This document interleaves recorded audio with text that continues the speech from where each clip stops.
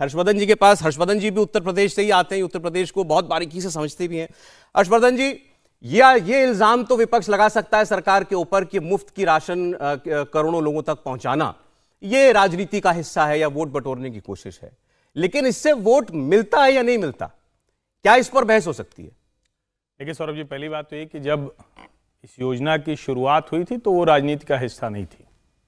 उस वक्त देश दुनिया की सबसे बड़ी त्रासदी में से एक से गुजर रहा था और मैंने उस पर कई बार चर्चा की है, लेकिन चूंकि शायद राजीव जी ने उस रिपोर्ट को उस तरह से पढ़ा नहीं होगा। पढ़ना चाहिए, नेताओं को जरूर ऐसी रिपोर्ट पढ़ना चाहिए। जब वो कह देते हैं ना कि बांग्लादेश, पाकिस्तान और श्रीलंका से भुखमरी में भारत नीचे है, तो भारत के लोग देखते हुए नेताओं पर वैसे ही भरोसा कम है, क्योंकि आजकल रिपोर्ट सब ऑनलाइन उपलब्ध होती है। उस रिपोर्ट में बहुत स्पष्ट है कि भुखमरी वजह नहीं है, न्यूट्रिशनल, उसमें शब्द है, न्यूट्रिशन है, हिंदी में पोषण कहते हैं, और पोषण के जो मानक हैं वो कहते हैं कि इसमें यहां कम है। लेकिन उसके बावजूद अगर कोई ये कहता है कि श्रीलंका, पाकिस्तान और बांग्लादेश, तो इसमें कुछ कहने की जरूरत नहीं, वो सामने दिख रहा है ठीक वैसे जैसे जनमत दिखता है। उस वक्त जो योजना लाई गई थी वो बहुत शानदार थी, दुनिया की हर एजेंसी ने उसकी बड़ी तारीफ की। ऑर्गेनिक फार्मिंग करेंगे तो सिर्फ आपकी ही सेहत ही नहीं बल्कि आपके पैसों की सेहत भी अच्छी रहेगी। ऑर्गेनिक फार्मिंग सीखनी है तो फ्रीडम ऐप को अभी डाउनलोड करो। आज जो ये योजना बढ़ी है ये राजनीति है, ये विशुद्ध राजनीति है, और ये राजनीति पूरे कैलकुलेशन के साथ है। जैसे मैं ये नहीं मानता हूं कि इस योजना को दिसंबर 2023 तक उस स्थिति में एक्सटेंड करने की जरूरत थी जिस वक्त पहली बार हुई थी, क्योंकि तब लोगों की जरूरत उतनी थी। लेकिन चूंकि बार बार इस तरह के खतरे आ रहे हैं, एक थ्रेट का भी एक कहीं न कहीं है कि हो सकता है कि फिर से ये वायरस बढ़े, और लोगों की जो जिंदगी है, खास करके जिनको हम कहते हैं जो सबसे लोअर क्लास है, मार्जिनल सेक्शन है, उनको राशन मिल रहा है। और सबसे जो बड़ी बात है, मैं एक छोटा सा उदाहरण बताता हूं कि जब उत्तर प्रदेश में शुरू हुआ कि बस्ता और दूसरी जो चीजें हैं, ड्रेस, इसका पैसा मां बाप के खाते में चला जाएगा, तो हमारे गांव के एक यादव जी हैं, उनसे मैंने पूछा, मैंने कहा कि भाई लोग कह रहे हैं कि ये तो पहले बस्ता मिल जाता था, अब तो चला जाएगा, पता नहीं बच्चा वो बस्ता ले पाएगा, ड्रेस पहन पाएगा नहीं। जो बात उन्होंने कही वो सबको सुननी चाहिए।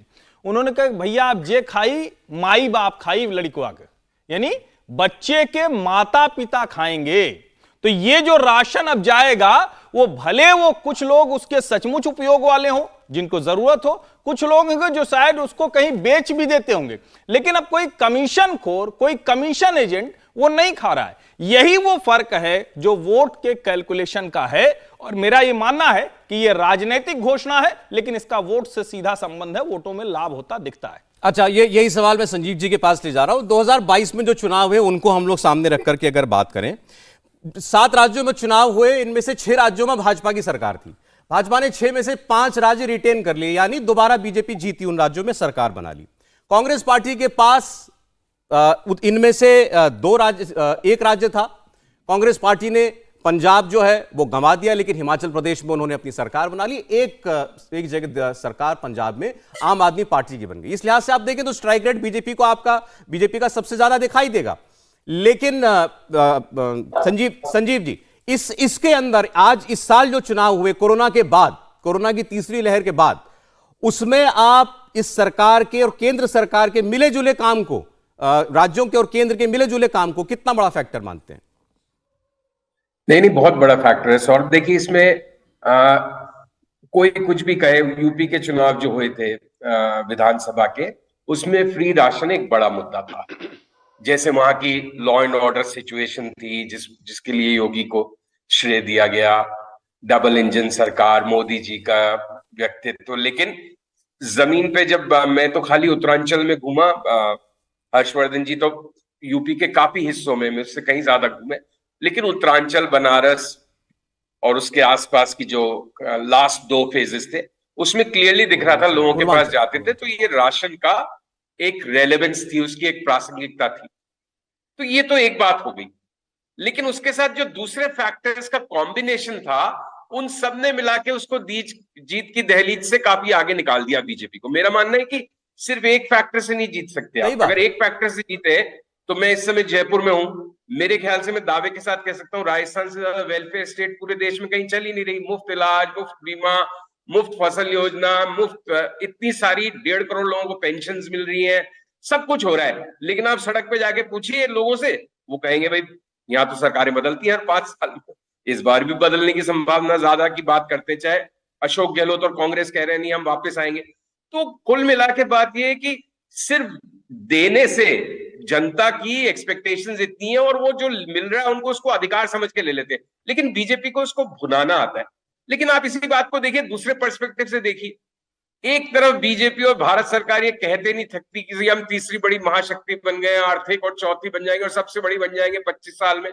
आप 81 करोड़ लोगों को फ्री राशन दे रहे हो, मतलब आप खुद ही मान रहे हो कि 60% लोग तो खाने पीने की स्थिति में भी नहीं है अपने दम पर, तो आप दे रहे हो। तो कौन सी बात सही है भाई? क्या हम इतनी बड़ी महाशक्ति बन गए और बन रहे हैं, ईज ऑफ डूइंग बिजनेस ये हो गया, तो क्या राहुल गांधी की बात सही है कि 2-4 लोगों के जेब में ही सारा पैसा जा रहा है? तो देखिए ये इससे कई डिबेट के पहलू खड़े होंगे आने वाले समय पे जी। नहीं अच्छा, फिर इसी के एक्सटेंशन में इतना और बता दें कि ये जो 1 साल के लिए देश भर में एक्सटेंड की गई है फ्री मुफ्त राशन की योजना, इससे भी बीजेपी कुछ लाभ की उम्मीद कर सकती है क्या? हर्षवर्धन जी खुल के कह रहे हैं कि ये तो राजनीति है। कुछ नहीं। ऑर्गेनिक फार्मिंग करेंगे तो सिर्फ आपकी ही सेहत ही नहीं बल्कि आपके पैसों की सेहत भी अच्छी रहेगी। ऑर्गेनिक फार्मिंग सीखनी है तो फ्रीडम ऐप को अभी डाउनलोड करो। देखिए राजनीति तो सब कुछ ही राजनीति है, लेकिन इससे बीजेपी को जबरदस्त लाभ मिलेगा, इसमें कोई शक नहीं है। फ्री राशन आपके घर के चूल्हे पे जो डेगची पे चढ़ाने का अगर सामान उपलब्ध सरकार करा रही है तो उसका असर गांव-गांव ढाणी-ढाणी तक होता है, लेकिन बाकी फैक्टर्स क्या बनेंगे चुनाव आते आते। ठीक है, चले अभी हमने स्कीमों की बात की है, बीजेपी कहती है हमारा काम लोगों तक पहुंचता है तो लोग उसको सराहते हैं, वो वोट में ट्रांसलेट होता है।